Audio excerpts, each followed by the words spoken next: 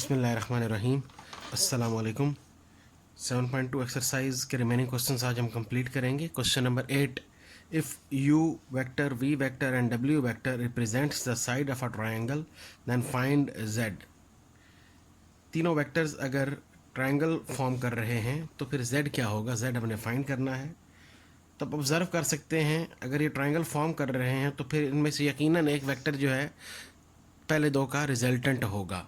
तो आप ऑब्जर्व करें कि u और v का सम w फॉर्म होता है 2i minus I unit vector 3j plus 3j 6j और 4 माइनस 1 3 के होना चाहिए। यहाँ पर z लिखा हुआ है तो इट मीन्स u और v का रिजल्टेंट है w। तो since u plus v is equal to w, just put the values 2i minus I unit vector 3j plus 3j 6j and 4k minus 1 के 3k। Now by the definition of equal vectors, या by comparing left and right hand side, 3 is equal to z, तो z की value आपके पास 3 आ जाएगी। Simple सा short question था। क्वेश्चन नंबर 9 में गिवन है position vectors of points a b c and d। तो position vectors of a b c d कैसे लिखेंगे? Given that position vector of a o a unit o a vector लिखेंगे। A B C D नहीं लिखना क्योंकि position vectors की बात हो रही है तो इनिशियल पॉइंट ओ होगा। तो position vector of A, position vector of B O B, position vector of C O D and O C position vector of D O D. Proof क्या करना है? Show that A B vector is parallel to C D vector. तो पहले हम ए B vector find करेंगे और फिर C D vector find out कर लेंगे। ए बी वेक्टर कैसे फाइंड करेंगे? A B vector position vector of B minus position vector of A. Just put the values. A B vector is equal to I plus 2j minus के।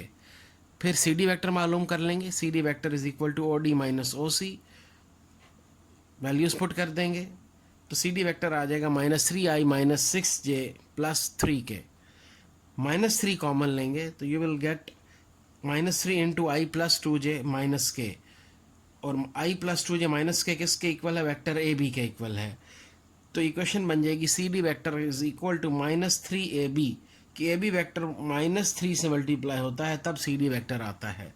तो one vector is scalar multiple of other. तो prove हुआ कि A B vector is parallel to C D vector. By definition of parallel vectors A B vector जो है वो C D vector के parallel है। Question number 10,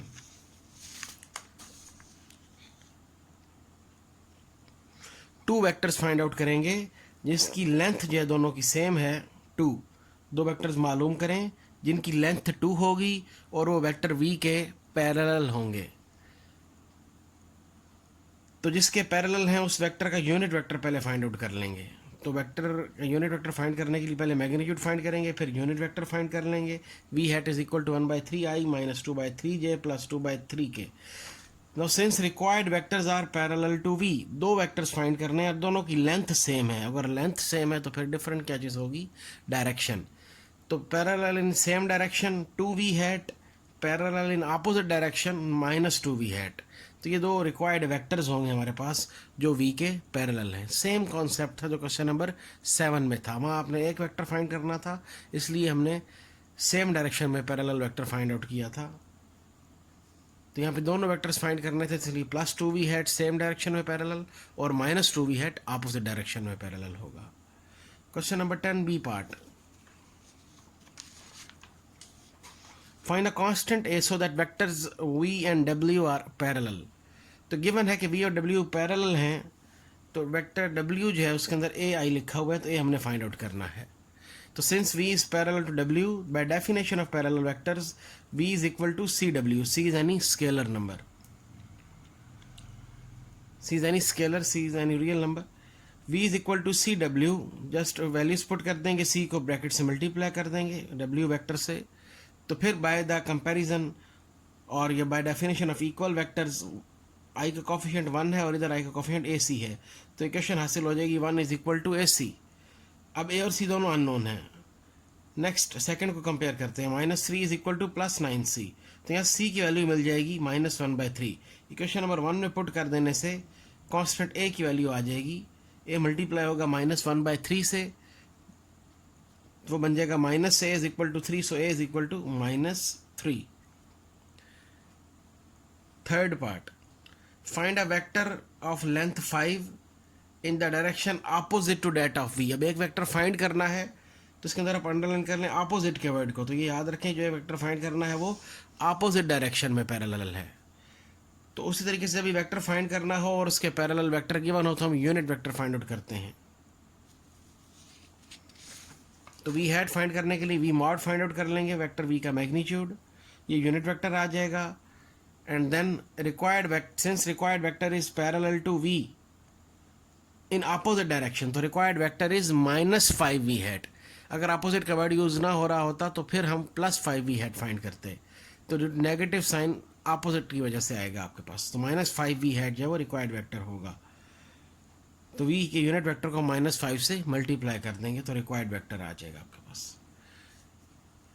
fourth part B और D जो है वो सेम पार्ट्स हैं क्वेश्चन नंबर 10 में। तो D part find A and B, अब यहाँ पे दो कांस्टेंट्स फाइंड करने हैं। बी पार्ट में एक कांस्टेंट फाइंड करना था और दो वेक्टर्स जो हैं वो पैरेलल हैं। तो फर्स्ट वेक्टर को लेट कर लेंगे वेक्टर वी के इक्वल और सेकंड को वेक्टर डब्ल्यू कह देंगे। Since V is parallel to W so V is equal to C W. Values put कर दें, सी को मल्टीप्लाई कर लें ना। उसी तरीके से बेटा कंपैरिजन करते हुए इक्वेशंस फाइंड आउट करते हुए ए और बी फाइंड कर लेंगे।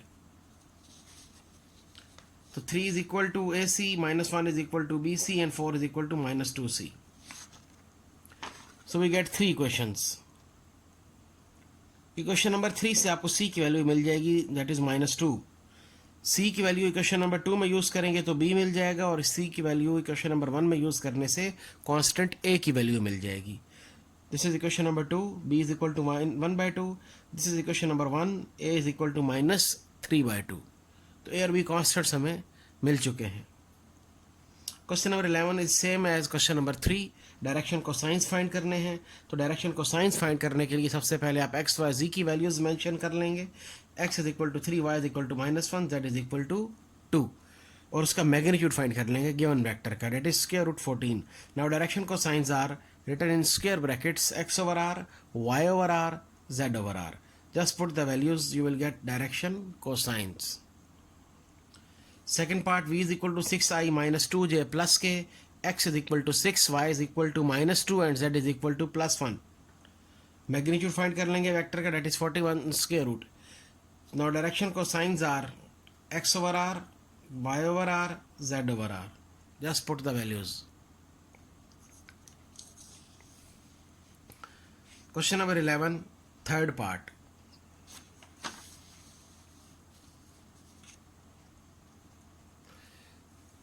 Find direction cosines of the vector PQ, where P and Q are 2 points.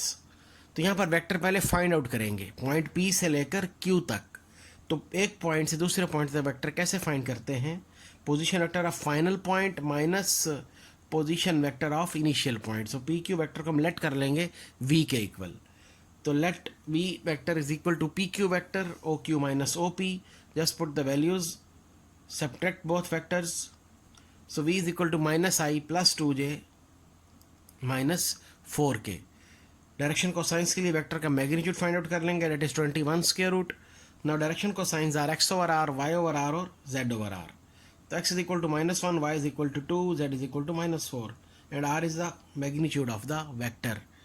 तो जस्ट वैल्यूज पुट करते हुए डायरेक्शन को साइंस फाइंड कर लेंगे। प्रीवियस लेक्चर में आपको डायरेक्शन एंगल्स के लिए आइडेंटिटी प्रूफ करवाई थी, cos square alpha plus cos square beta plus cos square gamma is equal to 1। तो यहाँ अपने क्वेश्चन नंबर 12 में चेक करना है कि जो 3 एंगल्स गिवन है ट्रिपल्स, जैसे 2 के लिए पेयर का वर्ड यूज़ होता है वैसे ही 3 के लिए ट्रिपल्स का वर्ड यूज़ होगा। तो ये 3 एंगल्स जो गिवन है, क्या ये सिंगल वेक्टर के डायरेक्शन एंगल्स हैं कि नहीं? तो अगर ये इस डायरेक्शन एंगल्स के लिए इस आइडेंटिटी को सेटिस्फाई कर देंगे, इक्वल टू 1 आ जाएगा डायरेक्शन को साइंस के स्क्वायर का सम, तो फिर ये डायरेक्शन एंगल्स होंगे, अदरवाइज नहीं होंगे। तो just put the values, first angle is alpha, second is beta and third is gamma angle.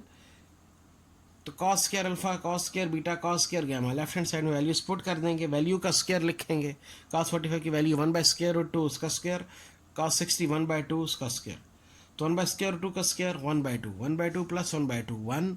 By taking LCM you will get 5/4 और जो कि 1 के इक्वल नहीं होता। तो cos square alpha plus cos square beta plus cos square gamma is not equal to 1। So given angles are not direction angles. Second part, उसी तरीके से इसी आइडेंटिटी में अल्फा बीटा गैमा की वैल्यूज पुट कर देंगे. बाय एलसीएम आप solve कर लें. 3/2, 3/2 इज नॉट इक्वल टू 1. तो once again given angles are not direction angles of any vector. Third part में alpha is 45 degree, beta is 60 degree and gamma is 60 degree. Now for direction angles cos square alpha plus cos square beta plus cos square gamma is equal to 1. Just put the values. Denominator same है तो direct भी हम लिख सकते हैं 1/4 plus 1/4 2/4. 2/4 is 1/2. Once again 1/2 plus 1/2 that is 1. So given angles can be direction angles of any vector. तो ये तीनों एंगल्स सिंगल वेक्टर के डायरेक्शन एंगल्स हो सकते हैं. 7.2 एक्सरसाइज हम कंप्लीट कर चुके. इससे रिलेटेड डेफिनेशंस वगैरह भी आपको बताई जा चुकी हैं.